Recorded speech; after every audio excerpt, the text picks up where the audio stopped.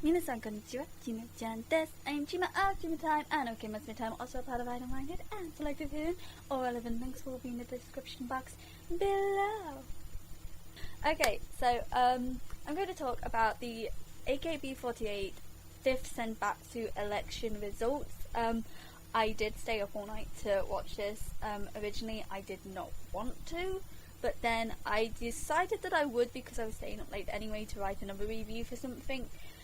So I just stayed up and I watched the elections, and I was with the Selective Hearing staff and other people watching it in a Skype call, except I couldn't say anything because when the elections came on it was really early in the morning for me. Everyone was in bed and I was kind of sleepy as well, but I stayed awake, watched the elections, and I had a lot of fun. This was my first election for AKB48, and so I was very new to this. I didn't know half the girls who got in, but I enjoyed it, and it was very much a new experience for me, and I enjoyed it. Yeah.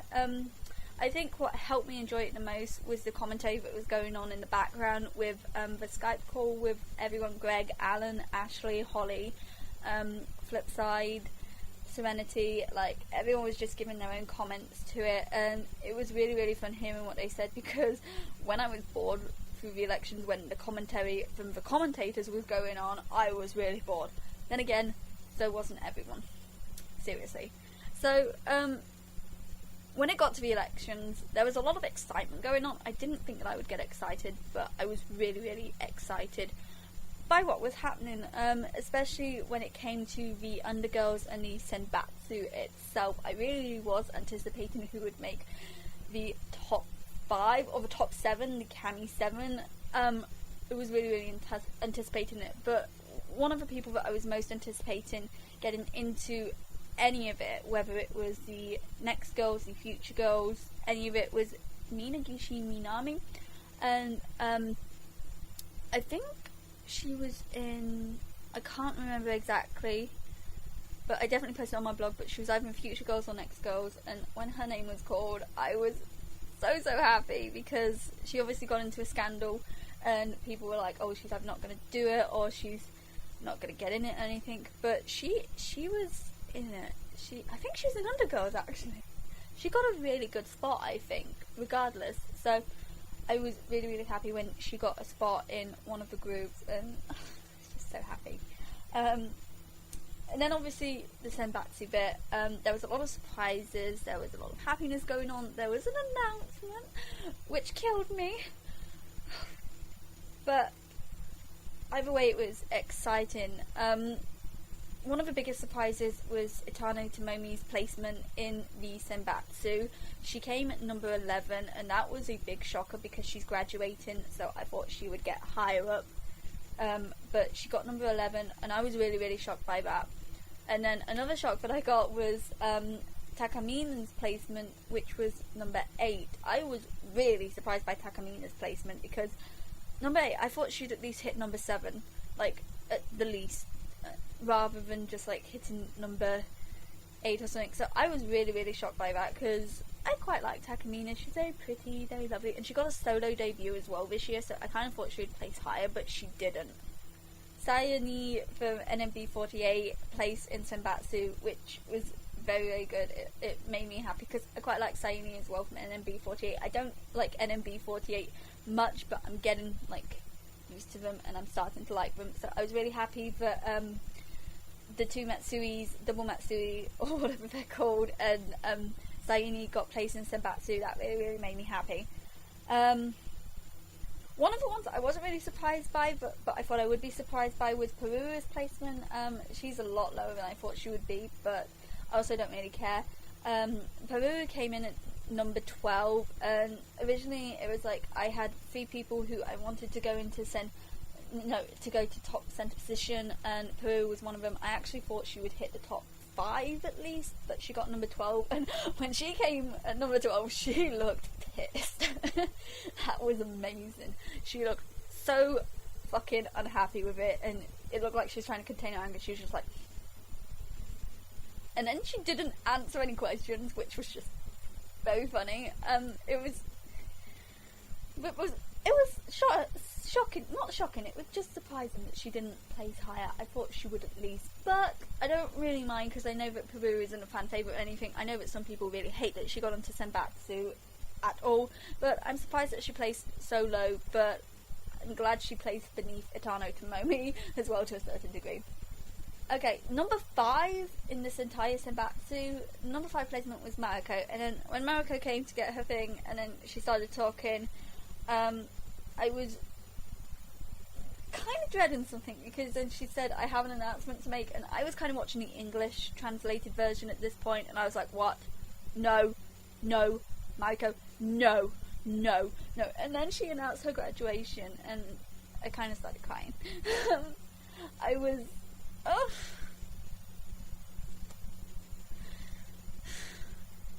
I didn't want it to happen, but she announced her graduation, and on the Skype call, everyone was going, no, Mariko, no, you meant to be in there until you're 50, no, and I was, oh my god, it was not good, because, Mariko was like the first girl that I liked properly in AKB48, I believe, and so to have her announce her graduation, it was like kind of devastating. So yeah, after I was kind of devastated by the fact that Mariko announced her graduation, I then had the anticipation of like the top 3, because I really didn't want Kashiwagi Yuki to place really high, or I don't really like her or care about her, but in the end she placed at top 4, so I was kind of anticipating the top 3. That was probably the scariest moment of my life, because 2 of the girls who I originally wanted for centre, Peru and Mariko, were no longer available for the centre position, so it was kind of out of Watanabe Mayu, Oshimi Yuko, and Sashi Hararino, and I kind of said this in the order that they placed, but whatever. So I was really like anticipating that Mayu would not get centre. I like Mayu, don't get me wrong, I am not a Mayu hater or anything. I actually really like her. I loved her solo singles. She's really good, I think, but I don't think she is right for centre position for AKB48 as a whole. So when it came to the top 3 being called, I really did not want her name to be like not called. I wanted it to be called because I wanted her like in a number 3 position or number 2. I didn't want her as number 1, and so I was like really just praying, hoping that she didn't get called. Well, but she did get called, and then she was called, and I was just like, yes. And then Twitter kind of exploded with all these Mayu fans going, no, how could she get number 3? No, and stuff like that.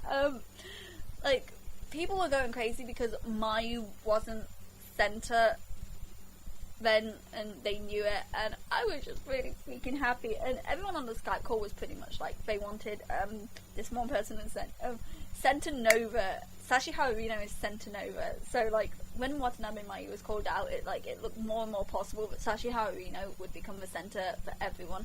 So we were all excited, and I was just like really happy, because I had actually thought, I had started to dread, and I had started to prepare myself for the fact that Watanabe Mayu might be the centre. She had a very good chance, because the camera kept panning to her and like switching to her, so I was just like, oh shit, she's centre, isn't she? Fuck. But I was really happy when her name was called up, because again, I love her, but I don't think she's centre material for a very big group. For whatever the fuck it's called, Hashitari 7 or whatever, she was a perfect centre, but I don't think she's centre material for this, so yeah. And then it obviously came to the final 2, and it was Oshimi Yuko and Sachi Hararino, and I was kind of like, oh god, because Yuko could have won it easily, because she is beautiful, she is gorgeous, and I wouldn't have minded her as centre, but I really wanted Sashi Hararino as centre. She was the girl I was wanting as centre all the time. I even changed my Facebook and my Skype profile pictures to her like poster Senbatsu thingy for a Senbatsu, because I really wanted her as centre. And when Oshimi Yuko's name was called, it was probably the most when Watanabe Mayu's name was called, that was probably like at the time my most nerve-wracking moment ever. But then it was just like even more nerve-wracking when it's like when you were waiting for the second name to be called, and Shimi and Yuko's name was called, and you kind of knew that Sashi had won then, and I was so happy because Sashihara went from a scandal and she moved all the way back up, and she was just perfect, and it was perfect, it was beautiful. I was so happy. And I told my sister once the elections were over that Sashihara Rino had won, because obviously she did get called, she did win, and my sister was happy because she liked Sashi as well, and it was just really good. And again, so happy that Sashihara Rino had won and Oshimi Yuko come in second. I know that Oshimi Yuko was second to my Datsuko most of the time, but it's like Sashihara Rino, HKT48, she got the Senbatsu. And a lot of people are pissed. I do understand that a lot of people are pissed at the fact that Sashihara Rino, who is a HKT48 member, got it, and they're just like, why isn't an AKB48 member, blah blah blah. The thing is, Sashihara Rino was an AKB48 member, she was just moved to another group, so I still think she is justified enough to get it. I think I would have been more pissed if an SKE48 member or an NMB48 member, originally from those groups, had gotten an AKB48 position, but Sashihara Rino pretty much had to work her way back up, and she is popular, she works hard. She may not be the best singer, she may not be the prettiest to some people, but she worked hard and she got what I think she deserved. That's my personal opinion. It's like, I wouldn't have cared if Oshimi Yuko was centre. If Sashi had got a number 4 again, I would have been happy, but I was just so happy that the person I wanted to win won on my first Senbatsu election like ever experience. So I was really happy, and I was crying by the end of it. Sad that Mariko announced her graduation, but happy that Sashi was able to win it and just prove to us all that you can still do it even if you've gone from the scandal. She went basically from the bottom and she's risen to the top, all in gear. So I was really happy just that she's won it. And a lot of people want this, like, a lot of people are happy that Sashi's won, a lot of people aren't happy that Sashi's won. Some people are hoping that this kind of proves that, like, you can have a boyfriend in a group and that you can still come out on top no matter what. So a lot of people are hoping that there's some change in the idol industry. I doubt there will be after this, but yeah, I'm just happy Sashi won, and definitely made my day. I'll probably be around for the next Senbatsu election if they're still around. So yeah, I think this has helped me to like AKB48 more as like a whole. So I'm aiming to try and stick around for longer. So yeah. What were your thoughts on the Senbatsu results? Did you actually watch Senbatsu yourself? If you did you enjoy it? What do you think of Mariko's graduation? Because she did take a bit of spotlight there. She kind of like ruined it for everyone else. So yeah, just leave your thoughts with it, and I hope you enjoyed. Until next time, Janet.